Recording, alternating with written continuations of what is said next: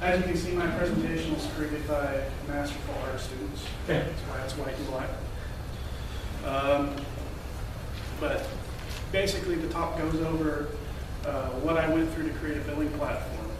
A little bit of a history in order to understand what I went through. The core of the business is not OpenSIPS consulting or providing media services or anything like that. Our core business is actually hosted call centers. We do ViciDial, which hence the name ViciDial Group.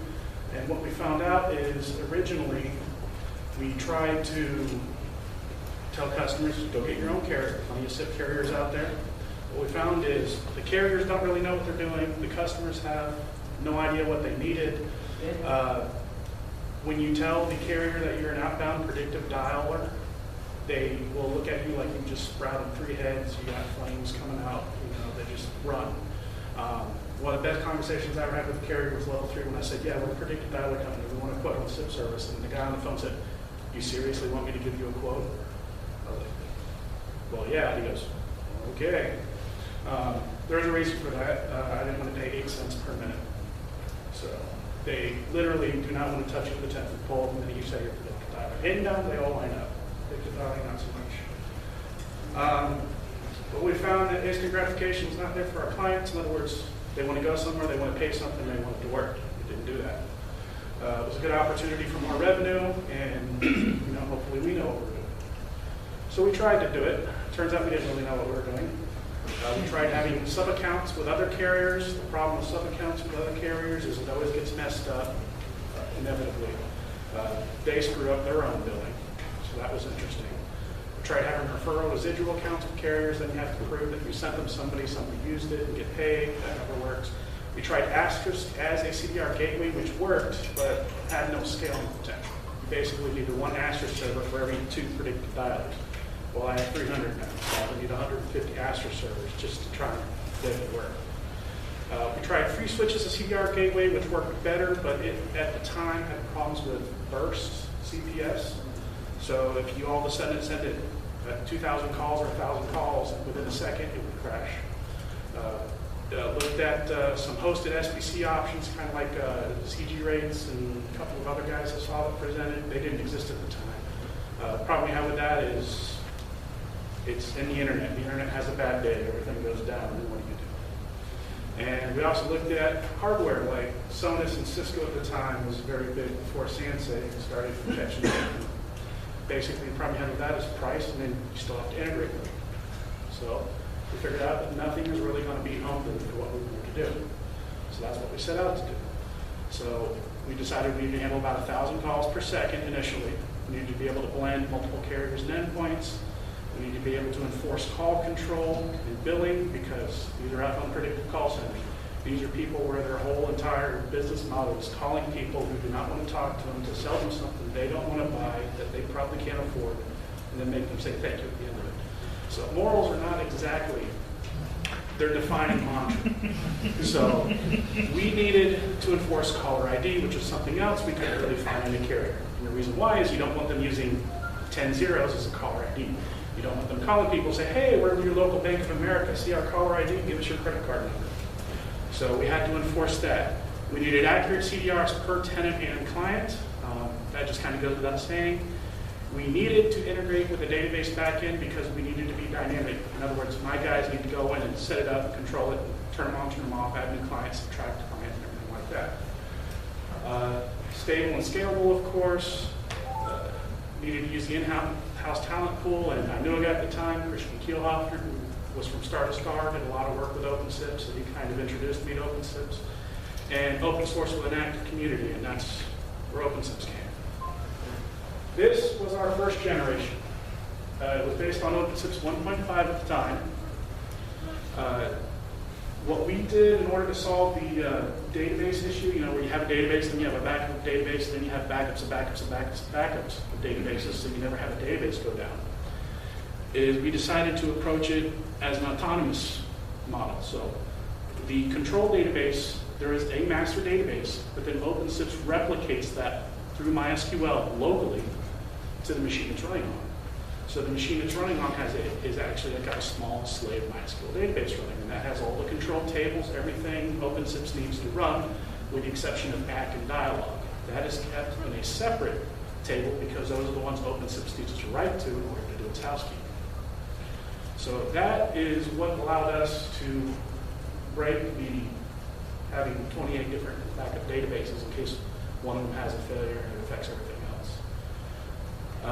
All our queries are written as single table queries because this helps the query cache in MySQL work better. So you don't have joins, you don't have multiple table queries, you're not doing sorts or things like that. The media gateways exist here in order to provide feedback to the client. You know, your billing's up, that's a bad number, that's a bad caller ID. They also do transcoding. They act as a go-between for different third-party verifiers, which is a very big term if you're dealing with call centers and they do any sort of Medicare, Medicaid, or energy wholesale, which anybody from Ohio, Pennsylvania, Texas, and New York has heard of energy wholesale. We've probably called everybody from that state. Caller IDs enforced through OpenSIPS and the media gateway give feedback. The media gateway is a simple 50-line asterisk dial plan that uses a couple of headers passed from OpenSIPS to control what it's doing. There's Perl processes that run on the OpenSIPS machine in the back end that, at the time, since 1.5 didn't have native CDRs, I'll get into that later, it had to parse the individual messages from ACK in order to start with an invite, and then it had to look for a matching ACK 200 or a cancel, and then it would take that and it would have to try and match it up to a buy in order to determine if the call existed, if it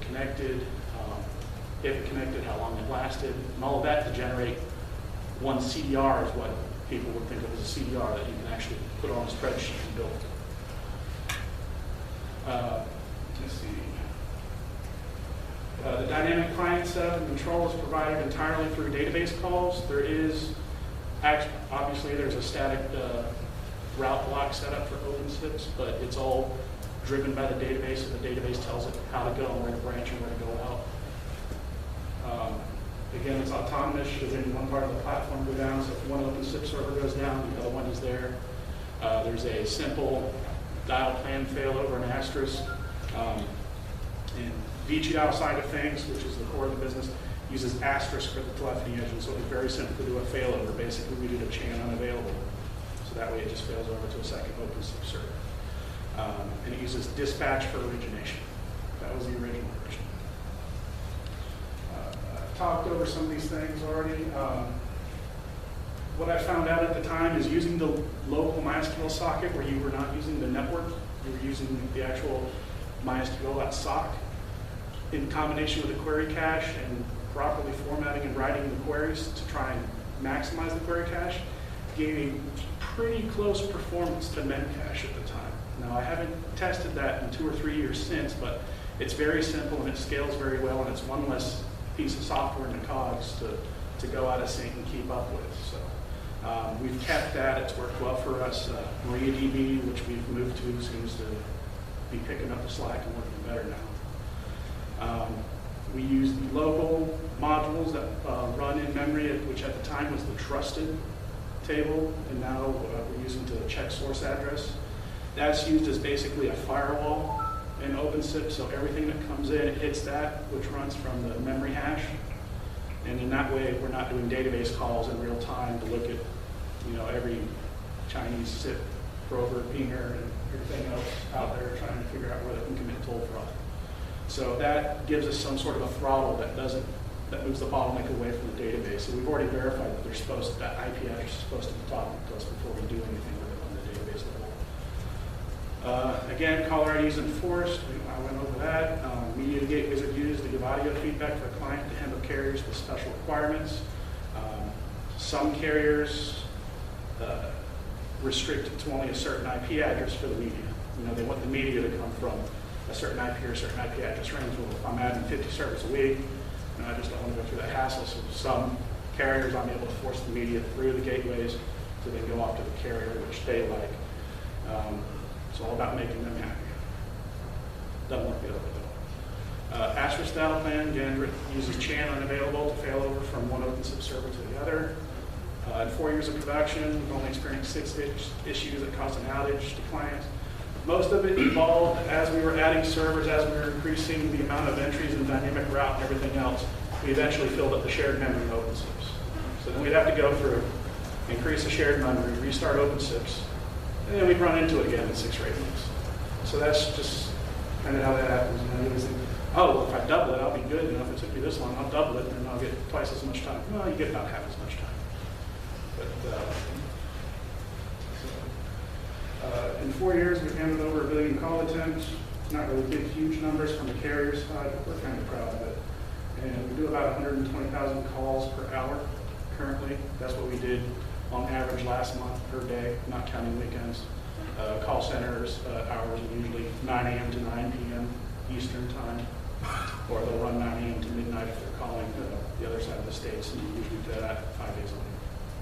So it worked well, but it was a successful part. What version of OpenSIPS are you guys? Now we're using 1.11.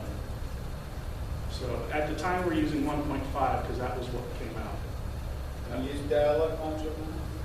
Which one? You use dialog module? The dial-up module? Dialog. Oh yeah, we use dialog. So that's how we maintain persistence if we need to do something with the stack while it's running. The dialog and the ag table are the 2 tables that are stored locally in a separate database, so that way it can write to it and everything. So basically, it's a successful failure. And how I'm defining that is that as we grew, what we learned doing the first generation was really kind of only a small set of what we needed in the end. There's always exceptions. Everybody always comes up with these ideas. Well, you know, it'd be real cool if we could just do this or just do that. And you're just looking at it and like, yeah, if you could just, you know, flip that switch and there you go. Like, it's all pre-made somewhere. It's all cookie cutters. CDR generation process was nightmarish again, parsing through the app table, looking for every single thing that was in there.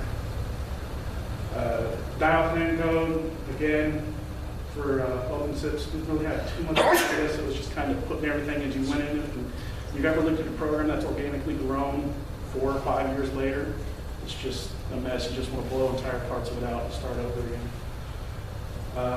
Inefficient use of some resources and coding, the scale of the business outgrew the original scope. So we did the things we needed to do. We came up with this, which is our second version, which we have in small production testing. This goes back to when Bogdan started. He was talking about the 2 general uses of OpenSIPS. If you look at the top, you'll see the forwarding OpenSIPS servers. Those do not have any local database. They do not have anything. It is basically just checking the IP address that comes into them and then immediately forwarding them somewhere else. That's all it does. It doesn't do any real logging. It doesn't do anything. It's basically a way to tell a carrier, well, you only have these 2 IP addresses to worry about. You don't have to worry about the 4 control servers, because then we ran into carriers where we can only set up 2 IPs or 3 IPs. We can only fail over from 1 to 2 servers or 2 to 3 servers. You know, we can't fail over 4 or 5 or 6. We had to basically set up proxies in front for the carriers to point to then allow them to, we could then point to our backup. One OpenSIPS forwarding server is in Tampa, where our main operation is. The second one is located in Columbus. There's a point-to-point between them, so that gives us some geographical redundancy there as well. Sorry, Columbus, Ohio? Columbus, Ohio. So we have a 100 meg between them, which is used for database replication, offsite backup, and to push things back and forth between the 2 servers. The control servers, there's a pair in each location for just redundancy within the location. The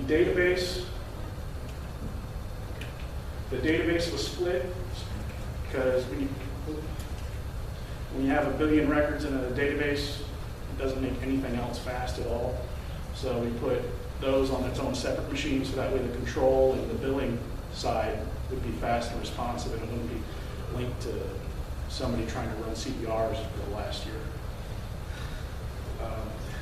We have over 300 asterisk servers now on ViciDial, so that's what it's trying to control. We use RTP Proxy and media gateways like FreeSwitch and Asterisk in order to control NAT traversal, carriers, again, that have like IP access restrictions where they need to have a predefined set of IP addresses that they're going to be coming from, to do some transcoding for some carriers. Specialty servers and transcoding, what that has to do with is we have a call progress analysis by Sangoma that we use, and that requires its own little, it runs on a Windows server because that's what Sangoma has. So there's these own little special set of servers over there, so we can turn that on and off dynamically for clients. So a call comes in, it's flagged for call progress analysis. It will route it through those servers, which basically is another SIP proxy that then sends it back to the original control server, which then sends it out. And eventually that gets redirected back to itself. And we have to use the BDB module in order to get that to it. But, oh yeah. So there's a little special requirement for there. The dashed red lines is alternate RTP paths. The solid red lines is generally the RTP path and how they go out. And it's a beautiful diagram. And I have RTP. The forwarding servers, like I said, they're very, very basic. They do some basic SIP checks where you make sure you're not looping yourself, that you're not getting the package of the SIP is not too big, so you get like a overrun or anything like that. We see if it's an IP address from the carrier. If it is, we insert the IP address of the carrier, and then we send it to dispatcher around robin, which just fires it off to those control servers. I don't use dynamic route or load balance. Load balance I found to have some issues with high bursty CPS, and when you have a client that likes to run infomercials, you don't want that to run into that problem. And it was just simpler than dynamic route. Carrier, if it's not a carrier, we see if it's a control server. If it is, we look to see if it has a dynamic route or a routing header. If it does, then we route out to carriers using whatever that header is. If the header doesn't exist, then we send a 421. If it's not a carrier or control, we send a 403 and tell them to get lost. And that's all it does. It has, like I said, no database lookups, no logging, no anything. It's a hard-coded dial and designed to be very, very fast. That's about it. So you only have inbound traffic from carriers? We do inbound and outbound. We do blended. So you can see outbound goes through the forwarding service too? On some carriers, yes. So the problem is a predictive call center is you're never going to deal with a tier 1 carrier. You're never going to deal with level 3 Verizon, XO, any of them. They won't touch you. As soon as you say you're predictive, or as soon as they see your call pattern, your call traffic, they drop you. I mean, they'll literally turn us on and call us back in an hour and say they turned us on. So unfortunately, what you end up having to use is aggregators. There are some good aggregators out there, but that's what you end up having to use. So you end up having to deal with their version of SIP and how they implemented it and whatever they built it on and how they answered it. So that's why a 486 should mean the line's busy. You never know what it is. You just know that's what they send you for whatever they ran into. So that's kind of the problem as a predictive call center. You end up dealing with, tier 2 types of carriers. So not all of them are that great, honestly. So if it's only inbound, then why do we need to have caller ID? No, we do outbound. We do both. We're blended. We're probably 85% of our traffic is outbound predictive dial. These are the people that call you up at dinner and want to know if you want to buy a vacation package. So this is our client. These are the people that call you up on the weekend and ask if you want cheaper electric rates. These are our clients. But only about 10 to 15% is inbound. So trust me, if we were an inbound call center, we'd have every carrier we know that we ever talked to lined up to take our traffic, because that's instant billing. No carrier turns you away from inbound, but they'll all turn you away from outbound, especially predictive dialers. Why don't they like predictive dial patterns? Because 60% of the calls you're going to make are never going to answer. 40 to 60% of your calls that you make as a predictive dialer will never be answered. I'd say a solid 40% no answer. Right, so that is 40 to 60% of a billion calls that they get 0 pennies for. They don't make even a tenth of a penny because they can't bill. So then what they have to do is you end up with what's called short duration calls, which you can call less than 6 seconds. they start charging you for attempts when you get over a certain percentage, and most of them are like 20 to 30%. So they start charging you for attempts. So every call attempt, they're going to charge you a tenth of a penny. So that's why nobody likes predictive dialers as a carrier, because it's a lot of resources that you don't get to bill for. So is this like voice broadcasting or it's not broadcasting? All across the board, we have clients that do everything from political polling. They call you up to ask if you like a candidate or how much you hate them today. People that do robodials. We have a school board somewhere in Missouri that uses it for reverse 911 in winter. So they'll call all their students' parents and tell them don't send your kids to school. People that actually use it to do customer service callbacks, they're great. People always pick up when they call. Primarily for Medicare, Medicaid, stuff like that, saying, hey, your diabetic supplies went out. Don't worry, they'll be there. Did you get it? You should have it by now. All the way up to your general moral bankruptcy customer who wants to call you up and sell you a car warranty and then disappear tomorrow. Fun fact, the first person who got busted and sued for robo-dialing after they enacted the law that said you can't do it without consent was one of our clients. So that's our big claim to fame. Whenever they come out with a new rule that says you can't do this as a call center, it's one of our clients. The one that came out with cell phones, you're not allowed to predictively dial cell phones without consent. I think it's active, ACTA or something like that. First person got sued, one of our clients. So that's the type of guys we deal with, which they're not all bad, but there's always that segment. They're salesmen. They're all call centers are all salesmen. They're all 100% salesmen. So the control servers are where all the logic and everything happens. That's where all the work went into, obviously, on the second version. We're set up to do tenanting. Each tenant can have multiple customers. The idea behind that is we're eventually going to do white boxing or white labeling for different clients. The routing is generated from live database calls. Pretty much 100%. Just the route blocks are set in stone.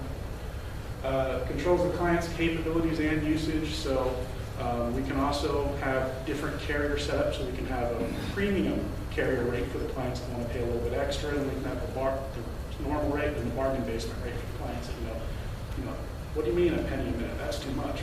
Okay, you can use these guys. Good luck getting it to work most of the time. Generates coherent CDRs thanks to Boglin and the OpenSIPS community. Now you have a way for ACT to generate an actual CDR, even though it's technically still the invite line in ACT. At least it's all there now, so I don't have to parse through 28 different messages to figure out what's going on. So that's nice. That was real nice. Handles media through RTP Proxy where that needs to happen. There's built-in MAC detection and handling, so if I see an IP coming in and it's telling me to contact this one that's really over here, which a lot of your smart routers, like Sonic, or not, it's Sonic. They pretty much break SIP as a de facto setup. That's just what they do. They look at SIP and they go, oh, what's this SIP? I know how to make that worse, and then they break it. So that's what Sonic Wall does. Whenever somebody calls us up, they say we're having carrier issues. This is outside of posted. This is somebody that has their own ViciDial setup, their own cluster, because the software can be downloaded separately. It's similar to OpenSIPS. It's another open source project. They call us up, first thing they ask me, what kind of routing you have? Whenever we hear Sonic Wall, we say replace it. Oh, but I spent X numbers of thousands of dollars on that. I don't care, replace it. Most of them have an option to turn off ALG. Finally they did. Yeah, They and just they're not came out just with logs, it's issue of lots of They just routers. came out with it like 4 or 5 months ago. Up until that point, you pretty much just broke SIP if you ran a Sonic Wall. Cisco does the same thing, but they've always had an option to turn it off. Their Cisco application level Fix up or something. SIP basically is designed to make SIP work by breaking. So that's what Cisco's version does, but they've always had a way to turn that off. Anyway, audio feedback is again provided through the gateways. We got more granularity on this, so we can tell them, your CID was bad, you're not using an authorized caller ID, your balance is low or negative. We can provide more feedback now. And we also have built-in support for services like Sango and the CPA, which previously, before, we had to set up a separate carrier entry that would go through CPA and then get OpenSIPS in order to work. So now we can just have it go straight to OpenSIPS and have it do a loop and send it out using B2B. Here's the general route block for the control service. Incoming SIP message, we do some sanity and basic checks. Route 2 is kind of where we, kind of the checking that doesn't do any database checks. It just does basic IP address lookup using check source address to see who the client is supposed to be before we waste any more resources on it. Route 13 is base NAMPA normalization and validation. You know, carriers are going to send you everything. You're going to get a +1, a 1, a 10-digit, and they'll start sending you really messed up stuff after that. So the blocks are all written to be somewhat independent of each other, which is how it should have been done originally. This is what I meant by organically grown software. The original thing was basically one just mangled block. You couldn't really glue any one piece. The Route 13, the basic NAMPA checks. Oh, cool, I misspelled it too. That one can be used anywhere. It doesn't have any specific input or output location. You can kind of plug it anywhere you want. And basically all it does is take the SIP message, look at the number, normalize it to 1+. That's what we standardize on. Everything is 1+. So it takes whatever it gets, routes through, make sure it's a valid switch code, a valid carrier code, breaks it down to 1+, and we do that by downloading the NAMPA deck and do scrubbing in real time. That's done on route as well. That way we're not sending our carrier a bunch of calls to, 555, 555, 1000. So then it goes up to basically, depending upon route 2, what was set, you'll either go to route 3, 4, 5, or 6. Basically, those are just different control blocks for the different types of endpoints, whether it's a client, a carrier, something internal. In other words, like if we're getting a call back from ourselves, so we just need to send it out, like San Jose CPA, and then finally Route 5, which is San Jose CPA, which is its own little special entity at this point. This is basically what Route 5 is for, is allowing you to send it to another server internally, process it, where that server then sends it back to the OpenSIPS. Route 11 is RTP Proxy and MAC. That's where it's looking at the IP addresses, seeing if it needs to proxy the media for it. And the media can either be forced to proxy or it can be automatically protected, which is the default. It does any NAC fix-ups that it needs to do, like fix an added contact, changing the destination IP address, because if you get 192.168, obviously you can't reply to that on the internet. Which, yes, I have carriers that have sent me 192.168, and they blame some other carrier, blame some other carrier, whatever. So once it's done with that, the control blocks will tell it what type of routing it should do. And there's a lot of overlap in the 4 routing methods I have down here, but that's just because they all do something a little better than the other one. So there is no, like, I can use dynamic route to do a form of load balancing. I can use dynamic route to do dispatcher and then direct to server, but it's not going to do everything load balancer can do. Similarly, load balancer is not going to do most of what dynamic route can do. And then dispatcher has its own different little unique things. So I support all 4 of those routing. And then direct to server just basically, you're just forwarding. You're changing the destination IP, then just forwarding. I do all 4, so that way I have the ability, if one works better in a particular scenario than another, I can use it. Like infomercials, where you're going to get 2,000 calls because somebody wants to buy the upside down tomato plant. Route 14 over there is failed attempt logging. Since I can't trust what carriers are necessarily sending me, I log failed call attempts at the failure routes. And that way I can go back later and look and see what carriers are messing up with. That's the client routing block. Everything that's red looking is a database call. Everything else is using information provided from a database call or just sending it somewhere else. See, simple. Anybody can do it. And that's where you get like CG rates. You take guys that know what they're doing to do it. This is the RTP Proxy auto detection block. It's looking to see if by default handling is yes. It's not forced by default. It's basically running it through a little series of checks to see if the IP address is an external or internet IP, and the destination is also an internet IP address, non-RC 1918. Then it does not do RTP Proxy. It does not need to do math fixed, it will just work. But if it has to cross, it will either bridge RTP Proxy or it will change the map contact. Marks the direction, puts it in the SDP, does topology hiding, so that way we're not sending headers and headers and headers and headers to everybody because that confuses carriers as well. And then we exit that wrap block and it goes on processing.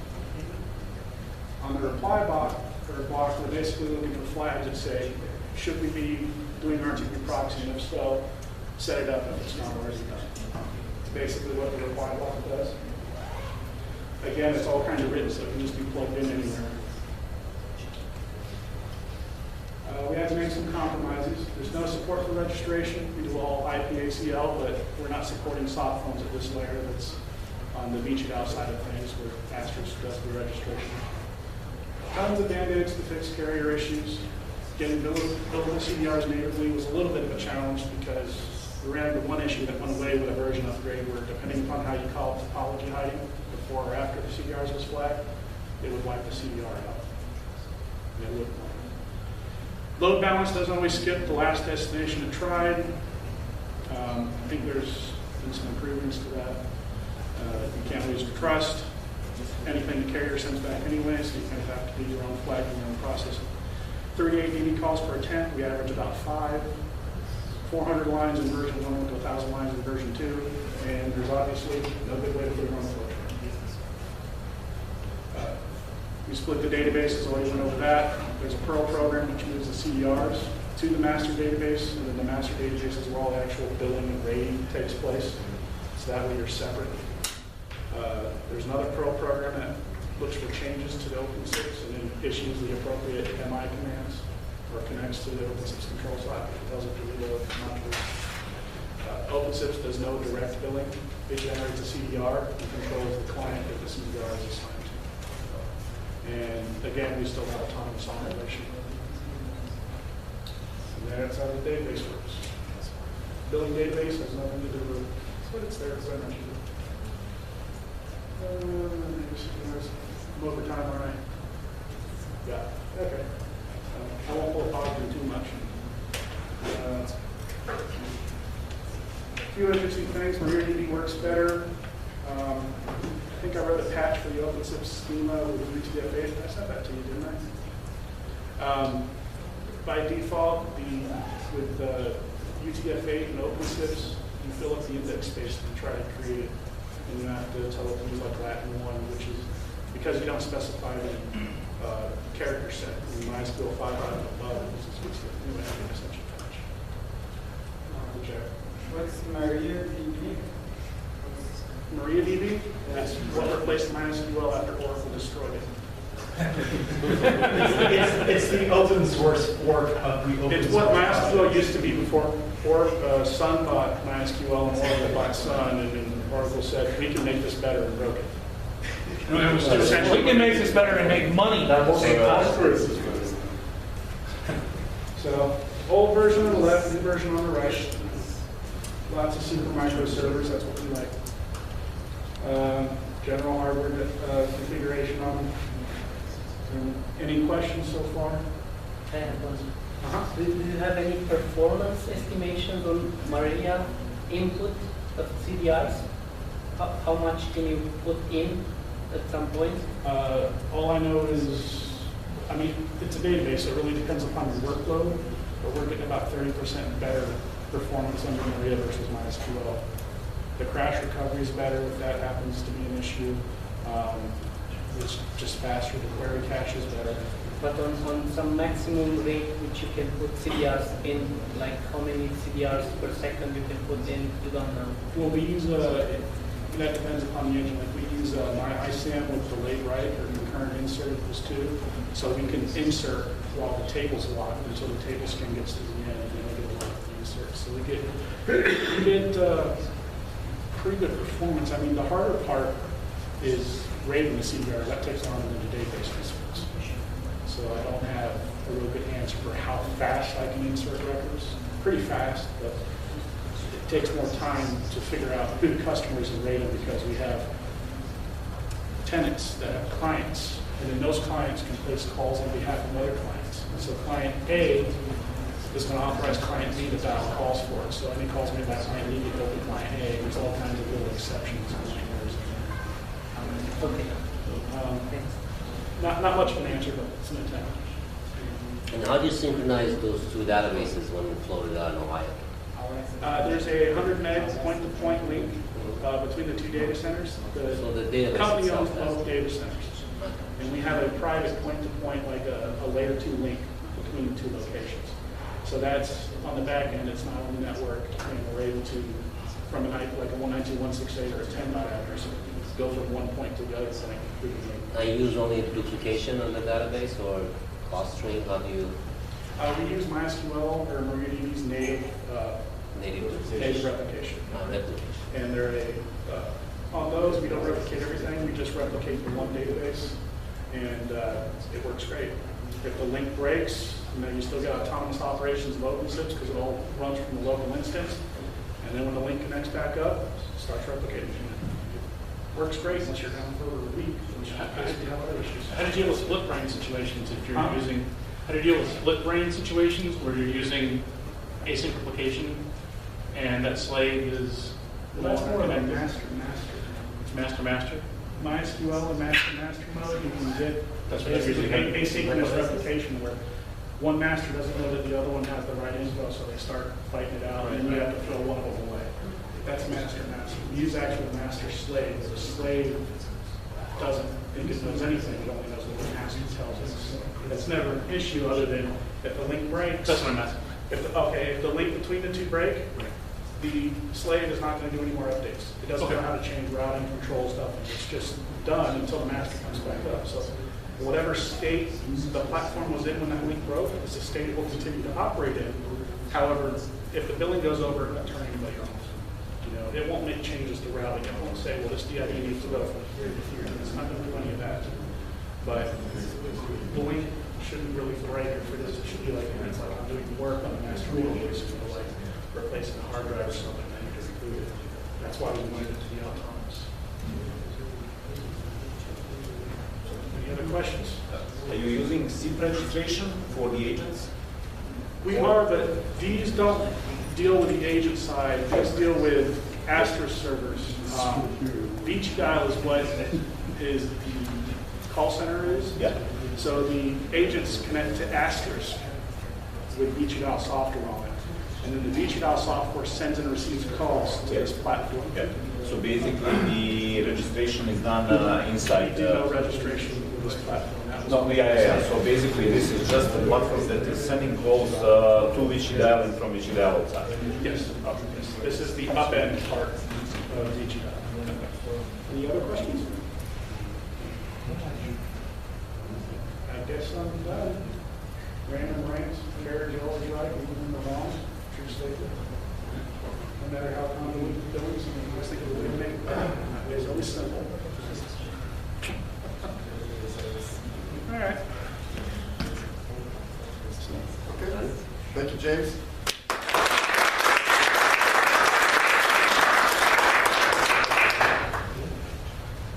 And now let's have You only missed 4 slides. 5